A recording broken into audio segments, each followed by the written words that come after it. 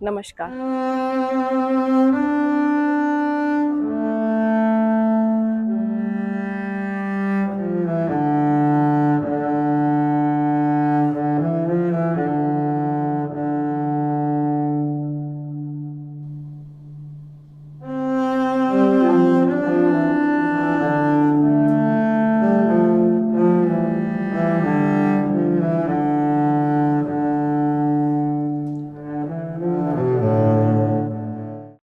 अज्ञातवास। चलते चलते पांडव भाई विराटनगर पहुंचे।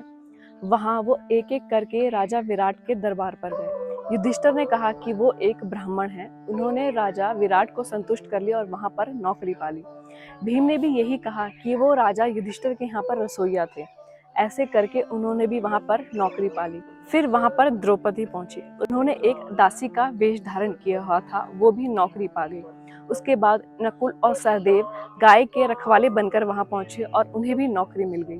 फिर आखिर में अर्जुन एक जनानी का वेश धारण करके वहां पहुंचे और बोला कि वो बहुत अच्छा नाच और गाना करते हैं। राजा की बेटी ने उनसे नृत्य कला सीखने की इच्छा प्रकट करी।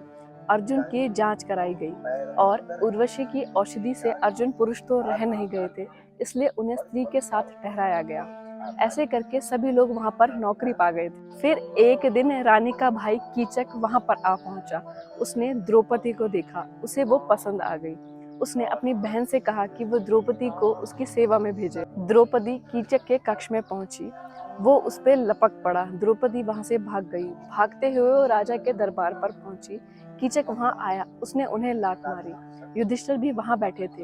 युधिष्ठिर के कहने से राजा विराट ने कीचक को वापस भेज दिया। फिर द्रौपदी ने ये बात भीम को जाके बताई। भीम ने द्रौपदी से कहा कि तुम कीचक को जाके ये कह दो कि तुम कल रात को उससे मिलोगी। दूसरे दिन भीम वहां चले गए साड़ी पहनकर।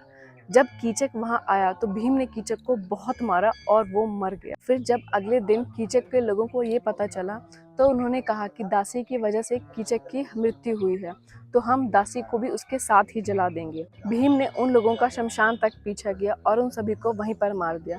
इस तरह अज्ञातवास के 11 महीने पूरे हो गए। राजा सुशर्मा ने राजा विराट से अपना पुराना बदला लेने का सोचा और वो दुर्योधन के पास मदद के लिए गए।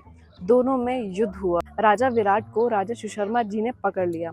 तब युधिष्ठिर ने ये ध्यान लगाया और उन्हें ये पता चला कि अब उनके अज्ञातवास का समय पूरा हो गया है। उन्होंने भीम को तुरंत ही ये आदेश दिया।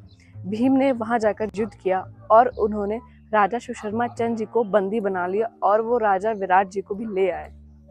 शंभू।